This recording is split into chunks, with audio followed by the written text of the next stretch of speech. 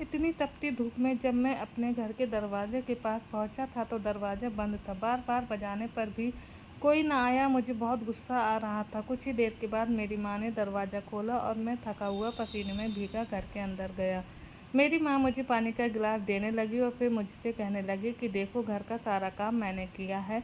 झाड़ू लगाया है, पोछा लगाया है और बर्तन भी सारे पड़े हुए हैं। अब इन हड्डियों में इतना दम तो है नहीं कि मैं घर बार संभालूं। तुम अपनी पत्नी को जाकर देखो, आखिर वो करती ही क्या है। मैं जब अपने कमरे में गया तो मैंने देखा कि मेरी पत्नी सुकून से बेड पर सोई हुई है। मुझे बहुत गुस्सा आया और उसके बगल में मेरी बेटी भी सो रही थी। एक पल को मैं सोचने लगा कि देखो, मैं सारा दिन ऑफिस में मेहनत करता हूँ, अपना सर खपाता हूँ और बॉस की झिड़कियाँ सुनता रहता हूँ, और इसके बाद 2 स्टॉप बदल कर घर आता हूँ और रागनी को देखो कितने सुकून से सो रही है। मैं गुस्से में से उसे पुकारने लगा तो वो जाग गई। साथ में सोई हुई मेरी बेटी, वो भी शायद अपनी माँ के पास से उठ जाने से जाग गई थी और रोना शुरू कर चुकी थी। रागनी जल्दी से उठी और दिशा का फीडर धोकर उसमें दूध डालकर उसे देने लगी तो दिशा चुप हो गई। वो थोड़ी देर के लिए दिशा के पास बैठी और मैं हाथ धोने के लिए बाहर चला गया। मेरी माँ बाहर ही खड़ी थी। वो मुझसे कहने लगी, देख लिया, आज तुमने अपनी आंखों से देख लिया कि तुम्हारे जाने के बाद पत्नी आराम करती रहती हो। घर का ज़्यादातर काम तो मैं खुद करती हूँ। मैं सोचने लगा कि रात को दिशा को सुलाते हुए काफ़ी टाइम हो गया था, लेकिन दिशा फिर भी नहीं सो रही थी और रागनी दिशा को लेकर दूसरे कमरे में चली गई थी। लेकिन इसके बावजूद काफ़ी टाइम मुझे आवाज़ आती रही। दिशा बिलक बिलक कर रोती रही और कितने घंटों मैं सो नहीं पाया था। फिर न जाने कब मेरी आँख लगी और कुछ घंटे सोने की वजह से मेरा सर दर्द से फटा रहा था। पता नहीं रागनी कितनी देर नहीं सोई होगी। बहरहाल मैं कमरे की तरफ मुड़ा तो मेरी माँ फिर मुझे पीछे से आवाज़ देने लगी कि अपनी पत्नी को बोलो कि तुम्हें कुछ चाय पानी का पूछे। जब देखो पलंग तोड़ती रहती है, दिशा का बहाना बना कर रखा हुआ है और खुद सो जाती है। मुझे बहुत गुस्सा आ गया। मैं जब कमरे में गया तो रागनी फिर सोई हुई थी। मैंने गुस्से से उसे पुकारा और उससे कहा, आखिर तुम घर में करती ही क्या हो। मेरी इस बात से वो मुझे हैरत से देखने लगी। वो रोने लगी और कहने लगी कि मेरे सर में बहुत तेज दर्द है। मैंने गुस्से से अपनी पत्नी को देखा और कमरे से बाहर चला गया। मैं अपनी माँ के कमरे में गया। आज तो मेरी बड़ी बहन भी आई हुई थी। मुझे देखकर शोर मचाने लगी। वो कहने लगी कि तुम्हें जरा भी अपनी माँ का ख्याल नहीं है, अपनी पत्नी का ही ख्याल रखना। मैं तो जब भी आती हूँ तुम्हारी पत्नी को आराम करते हुए ही देखती हूँ। घर में वो करती ही क्या है। मैं चुपचाप बैठ गया। थोड़ी देर बैठने के बाद मैं किचन में चला गया।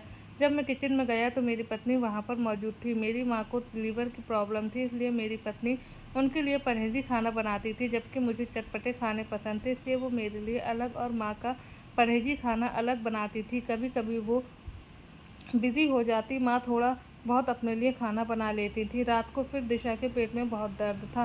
वो बहुत ज़्यादा रोने लगी। मैं जब गहरी नींद में सो रहा था तो उसके रोने की आवाज़ आई। मैंने गुस्से से अपनी पत्नी को देखा और उससे कहा, तुमने तो सारा दिन अपनी नींद पूरी कर ली है, मेरी नींद क्यों हराम कर रही हो। इसे लो और दूसरे कमरे में चली जाओ। वो चुपचाप उठी और दूसरे कमरे में चली गई, जबकि मैं सुकून से सो गया। अगले दिन मैं ऑफिस चला गया। वहाँ सारा दिन मैं काफ़ी टेंशन में रहा। एक तो नींद पूरी नहीं हुई थी। अपने लिए चाय का कप मंगवाया और चाय पीने लगा। बॉस ने भी आज बहुत काम ज़्यादा दे रखा था। चाय के साथ एक पेन किलर भी ली। सुबह घर से निकलते हुए रागनी ने लंच भी दिया था। चाय पीने के 1 घंटे बाद मैंने लंच किया और फिर जो ऑफिस का काम बचा हुआ था वो करने लगा। 3 बजे ऑफिस से छुट्टी हो जाती थी, लेकिन मेरा काम अभी तक पूरा नहीं हुआ था क्योंकि आज मेरी तबीयत बहुत ख़राब थी। मुझे बहुत चिड़चिड़ापन महसूस हो रहा था। एक तो दिशा ने भी तंग किया हुआ था और ऊपर से दीदी के 2-2 बच्चे भी आए हुए थे। बहरहाल 4 बजे तक मैंने अपना काम ख़त्म किया और मेरी उस वक्त बस भी जा चुकी थी। काफ़ी टाइम मैं दूसरी बस का इंतज़ार करता रहा। इसके बाद मेरी बस आई और मैं उसमें बैठ गया। गर्मी भी बहुत थी। मैं घर आया तो रागनी कमरे में ही मौजूद थी और दिशा को सुलाया हुआ था। मैंने गुस्से से उसे देखा और कहा कि तुम अब जागी हो, लेकिन वो कहने लगी, नहीं, दिशा की तबीयत बहुत ख़राब थी, मैंने अभी दवाई देकर इसे सुलाया है, इसके पेट में बहुत दर्द था। वो उठी और मेरे लिए पानी लेकर आई। मैंने उसे चाय बनाने के लिए कहा।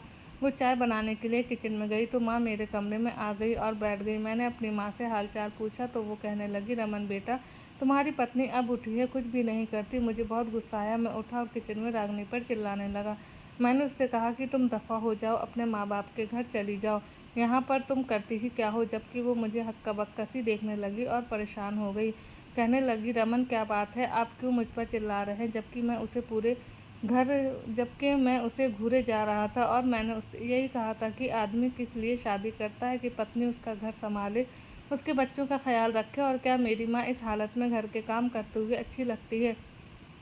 तुम्हें ज़रा भी ख्याल नहीं कि मेरी माँ की तबीयत भी ठीक नहीं रहती? जबकि रागिनी मुझे परेशानी से देखे जा रही थी, कहने लगी, नहीं रमन, मैं सारा काम खुद करती हूँ। और अब सारा काम करने के बाद मैं कमरे में जाकर आराम कर रही थी। पूरी रात दिशा ने मुझे सोने नहीं दिया, जबकि मैं इसी बात पर अड़ा हुआ था कि नहीं, मैंने खुद कल अपनी आंखों से देख लिया है कि तुम क्या कुछ करती हो। जब मैं आया तो तुम सो रही थी। रागिनी चुप रही, कुछ ना बोली, जबकि मुझे बहुत गुस्सा आ रहा था। मैंने गुस्से से उससे कहा कि दफ़ा हो जाओ, अपने माँ बाप के घर जाओ और जितना मर्जी आराम करो। वो चुप हो गई और जाकर उसने अपने भाई को फ़ोन किया। कुछ ही देर में उसका भाई उसे लेने आ गया था। उसने अपना और दिशा का सामान पैक किया। जब मैंने देखा कि वो दिशा के कपड़े भी रख रही है और उसकी ज़रूरत का सामान भी, तो मुझे और गुस्सा आ गया। मैंने वो सामान उसके बैग से निकलवाया और उसे बहुत डांटा कि तुम्हें जाना है तो जाओ, लेकिन मैं दिशा को तुम्हारे साथ नहीं भेजूँगा। जबकि वो रोई जा रही थी और ज़िद कर रही थी कि नहीं, दिशा मेरे बगैर नहीं रह सकती, आप कैसे उसे संभालेंगे। मैंने उससे कहा कि तुम बस घर में एक ही काम तो करती हो, तुम्हें बस दिशा को ही तो संभालना होता है, जबकि बाकी के सारे काम माँ करती है, तो दिशा को भी वो रख लेंगी।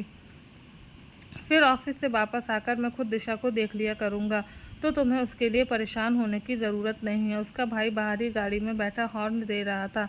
रागिनी के मायके वाले अच्छे खाते पीते लोग थे, उनके हालात काफ़ी अच्छे थे। हालात तो हमारे भी ठीक ही थे।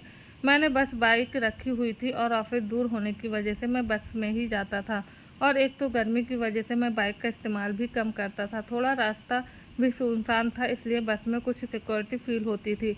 बहरहाल बार बार हॉर्न बजाने पर रागिनी अपना सामान उठाकर चली गई। जब वो दिशा को उठाने लगी तो मैंने उससे दिशा को छीन लिया और उसे बाहर की तरफ धक्का दिया। वो गिरते गिरते बची थी। वो रोते हुए जाकर अपने भाई की गाड़ी में बैठ गई। उसका भाई गाड़ी से बाहर निकला, शायद वो अपनी भांजी को मुझसे लेना चाहता था। मेरी तरफ आने ही वाला था कि रागिनी ने उसे मना कर दिया और कहा, नहीं भाई, आप ना जाएं। और वो चुपचाप गाड़ी में बैठ गया और अपनी बहन को लेकर चला गया। जबकि मैं कमरे में आया, दिशा रो रही थी। मैंने आगे पीछे उसका फीडर देखा, वो मुझे कहीं भी नहीं मिला। जब मैं किचन में गया तो फीडर वैसे ही सिंक में पड़ा हुआ था।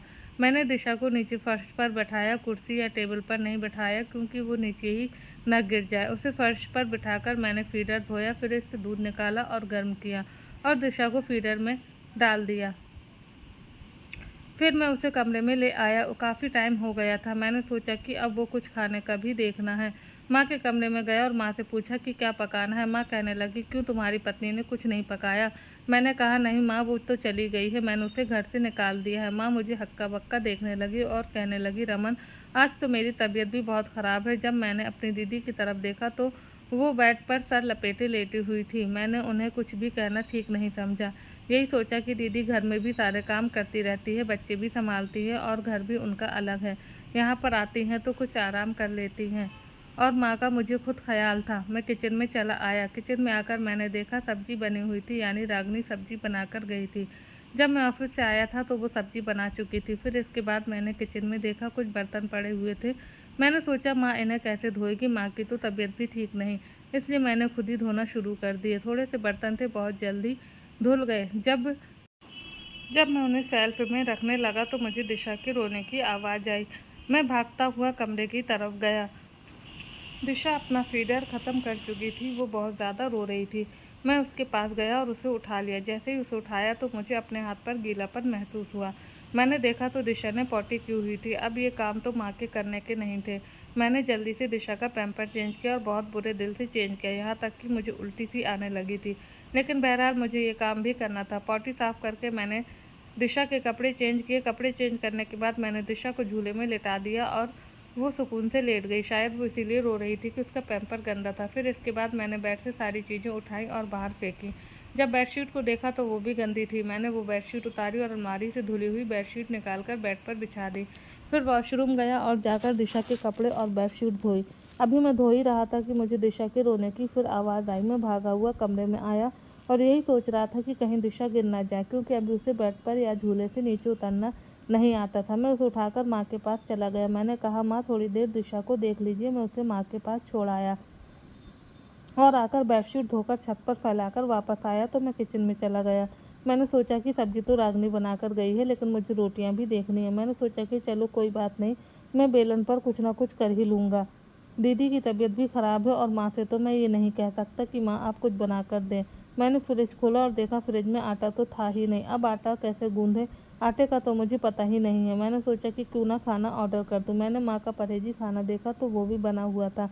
सिर्फ रोटियाँ मुझे ऑर्डर करनी थी। मैंने रोटियों का ऑर्डर दिया और फिर माँ के कमरे में चला गया क्योंकि मुझे दिशा के रोने की आवाज़ आ रही थी। मैं दिशा को उठाकर ले आया और उसे चुप करवाने लगा, लेकिन मुझे महसूस हुआ कि शायद इसे भूख लग रही है। मैं किचन में गया और उसके लिए सेरेलैक बनाया। पहले तो मुझे समझ नहीं आ रहा था कि सेरेलैक बनाना कैसा है। फिर इस डब्बे के ऊपर लिखा हुआ था कि इसे किस तरह से बनाना है। मैंने सेरेलैक बनाया और दिशा को खिलाने लगा। उसने खाते खाते फिर कपड़े गंदे कर लिए थे। मैं उसे खिलाने के बाद उसके कपड़े चेंज करने लगा। तब तक रोटी भी आ चुकी थी। दिशा को बेड पर बिठाकर कुछ छोटे छोटे खिलौने रखे तो वो उनके साथ खेलने लगी। इतने में दरवाजे पर बेल बजी। शायद होटल वाले ने रोटियां भिजवा दी हैं।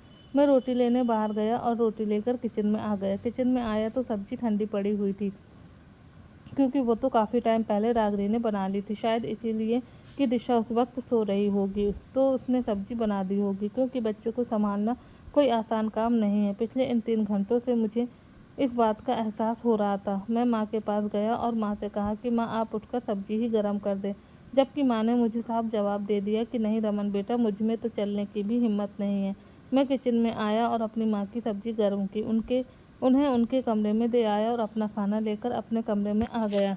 दिशा अभी तक अपने खिलौने के साथ खेल रही थी। मैंने जल्दी जल्दी मोटे मोटे निवाले तोड़कर खाना खाया और यही सोचा कि अगर दिशा ने रोना शुरू कर दिया तो सब्जी और रोटी ठंडी हो जाएगी, इसलिए मैंने जल्दी जल्दी खाना खाया। अभी खाना खा ही चुका था कि दिशा ने फिर रोना शुरू कर दिया। फिर मैंने दिशा को उठा लिया। उसे उठाए हुए मैं किचन में बर्तन रखने गया। चाय पीने का बहुत मूड हो रहा था। मुझे याद था इस टाइम खाने के बाद रागनी कभी कॉफ़ी और कभी चाय बनाकर मुझे दे देती थी और मुस्कुराती हुई मेरे पास आती और कहती आप थक गए हैं तो मैं आपका सर दबा देती हूँ, टांगे दबा देती हूँ। और कभी वो मेरा सर दबाना शुरू कर देती, कभी टांगे, और मुझे सुकून मिल जाता था। मैं किचन में आया तो चाय तो नहीं बना सकता था क्योंकि दिशा को उठाया हुआ था। मैं फिर कमरे में वापस आ गया। दिशा को एक खिलौना पकड़ाकर मैं जल्दी जल्दी किचन में गया और उसका फीडर धोकर उसमें दूध डाला और फीडर को ओवन में रख दिया। दूध बस 1 मिनट में ही गर्म हो गया। मैं जल्दी से फीडर लेकर कमरे में आया। तब तक दिशा के रोने की आवाज़ फिर आ रही थी। मैंने दिशा को फीडर दिया और वो चुप हो गई। फिर मैं उसे अपने हाथों पर लेटाकर कमरे में चलने लगा। कुछ ही देर बाद वह सो गई। मैं खुद भी उसके पास लेट गया। ना जाने कब मेरी भी आंख लग गई, क्योंकि मुझे पिछले 2-3 दिनों से मेरी भी तबीयत ठीक नहीं थी और मैं बहुत थकान महसूस कर रहा था। आधी रात को मेरी आंख खुली। मुझे ऐसा महसूस हुआ कि मेरा बिस्तर गीला है। मैंने जल्दी से साइड टेबल पर पड़ा लैंप ऑन किया और देखा तो दिशा का पैम्पर लीक था। मैंने जल्दी से उसका पैम्पर चेंज किया, उसके कपड़े चेंज किए, अलमारी से एक और बेडशीट निकाली और वो भी चेंज की। नींद इतनी ज़्यादा आ रही थी कि वो कपड़े और बेडशीट मैंने ऐसे ही वॉशरूम में रख दिए और खुद भी सो गया और दिशा को भी सुला दिया। सुबह उठा तो काफ़ी टाइम हो गया था। तब तक माँ नाश्ता कर चुकी थी, लेकिन जब मैं जागा तो माँ ने मुझसे नाश्ते का नहीं पूछा। मेरी दीदी के बच्चे भी आंगन में खेल रहे थे। दीदी ने भी मुझसे खाने का नहीं पूछा, जबकि मैं खुद ही किचन में आया और फ्रिज से ब्रेड और बटर निकाला और बगैर गर्म किए जल्दी जल्दी खाना शुरू कर दिया, क्योंकि ना तो मुझे पराठा बनाना आता था और ना ही टाइम था। हालांकि मुझे नाश्ते में दही और पराठा पसंद था। मुझे नहीं पता कि रागनी कब और कैसे दही बना देती थी, कितना दूध डालती थी और इसमें कितना दही मिक्स करती थी। मुझे तो बस हर चीज़ तैयार मिलती थी। बहरहाल मैंने ब्रेड खाई और जल्दी जल्दी तैयार होकर ऑफिस के लिए चला गया और दिशा को माँ को पकड़ा दिया। सारा दिन ऑफिस में बिजी रहने के बाद जब मैं घर आया तो मुझे गली से ही दिशा के रोने की आवाज़ आ रही थी। मैंने दरवाज़ा खटखटाया तो माँ ने दरवाज़ा खोला। दिशा आंगन में ही फर्श पर बैठी रो रही थी। उसके आसपास बहुत सारे खिलौने पड़े हुए थे। जब मैं अंदर गया तो मुझे देखकर वो और चिल्लाने लगी और पापा पापा कहने लगी, तो कभी पापा और कभी मामा। मैंने जल्दी से उसे उठाया और वही कल वाला हाल के उसके पैम्पर्स में मेरा हाथ गंदा हो गया। मैं बहुत परेशान हुआ और अपनी माँ की तरफ देखने लगा और अपनी माँ से कहा कि माँ दीदी से ही कह देती है, उनकी भी तो कुछ लगती है, भाई की बेटी है, इंसान कम से कम मजबूरी में ही कोई काम कर देता है। माँ कहने लगी कि नहीं बेटा, तुम्हारी दीदी तो दिन में चली गई थी, वो तो 1 महीने से मेरे पास नहीं आई थी और मुझसे मिलने ही आई थी। मैंने माँ से कहा कि दीदी इतना तो देख सकती हैं कि आपकी तबीयत ख़राब है, 3-4 दिन रह लेती तो क्या हो जाता। लेकिन मैं तो शायद समझ गया था कि वो इन्हीं झमेलों की वजह से घर चली गई हैं। हालांकि पिछले महीने जब वो आई थी तो पूरे 10 दिन रहकर गई थी और मैंने खुद महसूस किया था कि रागनी ने उनके बच्चों को भी संभाला हुआ था और वो आराम ही करती रहती थी। लेकिन फिर भी उनकी ज़बान पर यही शिकायत रहती थी कि रागनी हमारा ठीक तरह से ख्याल नहीं रखती। मैं यही सोच रहा था कि दिशा के ज़ोर-ज़ोर से रोने की आवाज़ ने मुझे झंझोर दिया। मैं जल्दी में वॉशरूम गया और वहाँ रात वाले कपड़े देखकर मेरा और दिमाग ख़राब हो गया। अब जैसे भी था मुझे ये सब कुछ तो करना था। मैंने दिशा के कपड़े उतारे और दिशा को नहलाने लगा। मुझे इस चीज़ का बिल्कुल एक्सपीरियंस नहीं था, लेकिन ये सब तो मुझे ही करना था। मैंने दिशा को अच्छे से तैयार किया और कमरे की हालत ठीक की। जल्दी से वॉशरूम में जो गंदे कपड़े थे उन्हें धोए, अपनी शर्ट धोई और छत पर फैलाने के लिए चला गया। मुझे बहुत कुछ याद आ रहा था कि इतने सारे काम के बाद भी रागिनी ने कभी अपने माथे पर बल नहीं डाले थे। अगर मैं कुछ कह भी देता तो वो आगे से मुस्कुरा देती थी। इसके बाद भी वो मेरा बहुत ख्याल रखती थी। ये सब सिर्फ माँ की वजह से हुआ था, क्योंकि माँ मुझे बार बार ताने देती थी कि तुम्हारी पत्नी करती ही क्या है। पता नहीं माँ को रागिनी से क्यों इतनी चिढ़ थी। मैं किचन में गया, वहाँ पर कुछ भी नहीं बना हुआ था। दिशा को दूध गर्म करके दिया और यही सोच रहा था कि इतना भड़काने के बाद माँ ने इतना तो कर लिया कि अपने लिए कुछ परहेजी खाना बना लिया, लेकिन बेटे को पूछा तक नहीं। माँ जो कहती थी कि बर्तन मैं धोती हूँ तो सिंक तो बर्तनों से भरा पड़ा था। माँ ये कहती थी कि फर्श में साफ करती हूँ, लेकिन 2 दिनों से फर्श भी गंदा था। मैं किचन में गया और कुछ बर्तन धोए, किचन की कुछ चीज़ें समेटी थी और आकर दिशा को उठाया और उसे प्यार करने लगा और अपनी बेटी से कहा कि चलो बेटा। जब बाहर निकला तो माँ कहने लगी, रमन बेटा कहाँ जा रहे हो? मैंने कहा, माँ मुझे पता है कि मुझे कहाँ जाना है। ये कहते हुए मैंने अपनी बाइक निकाली और दिशा को आगे बैठाया और अपनी बाइक को साइड पर ले गया जहाँ मुझे जाना था, जिन रास्तों पर मेरी मंजिल थी। मैं ये समझ गया था कि मैं रागिनी के बगैर कुछ भी नहीं हूँ। मेरी पत्नी के बगैर मेरा घर अधूरा है। ये सब कुछ मेरा बेटी और मेरा घर तो मेरी पत्नी ने ही संभाला हुआ था। मुझे अभी भी याद आ रहा था कि सुबह ऑफिस के लिए कपड़े निकालना भी मेरे लिए कितना मुश्किल हो रहा था। वो तो शुक्र है कि रागिनी ने कुछ कपड़े मेरे प्रेस करके अलमारी में लटकाए हुए थे। मैं इन्हीं सोचों में था कि रागिनी के मायके के करीब पहुंच गया। मैंने दरवाज़ा खटखटाया तो दरवाज़ा रागिनी की भाभी ने खोला। मैं नमस्ते करते हुए अंदर आ गया। उन्होंने दिशा को मेरी गोद से ले लिया। मैंने उनसे रागिनी के बारे में पूछा। उन्होंने कहा भी अंदर कमरे में बैठी है। मैं जब रागिनी के पास गया तो मैं ये देखकर हैरान हो गया कि उसकी आंखें सूजी हुई थी। शायद वो बहुत ज़्यादा रोई थी। मैंने उसे पुकारा। मुझे देखकर वो बहुत हैरान हुई, जल्दी से उठ खड़ी हुई और मुझसे दिशा का पूछने लगी। जल्दी से भागकर बाहर गई और उसने दिशा को उठा लिया और उसे चूमने लगी। ये सब देखकर मैं मुस्कुराने लगा और मैंने रागिनी का हाथ पकड़ लिया और उससे कहा, रागिनी मैं तुमसे माफ़ी मांगने आया हूँ। तुम्हारे बगैर मेरा घर अधूरा है। मेरा इतना ही कहना था कि वो मुस्कुरा दी और दिशा को खूब प्यार करने लगी। वो एक पत्नी भी थी और एक माँ भी थी। वो हंसी खुशी मेरे साथ मेरे घर वापस आ गई। बस इन 2 ही दिनों में मुझे यह एहसास हो चुका था कि पत्नी के बगैर सब कुछ अधूरा है, घर, पति और बच्चे। तो दोस्तों, इस कहानी को लेकर आपकी क्या राय है कमेंट बॉक्स में ज़रूर बताएं और अगर कहानी अच्छी लगी हो तो प्लीज़ लाइक करें। अगर आपने हमारे चैनल को अभी तक सब्सक्राइब नहीं किया तो ज़रूर कर लीजिएगा। तो मिलते हैं ऐसी ही मोटिवेशनल कहानी के साथ। जब तक के लिए बाय बाय।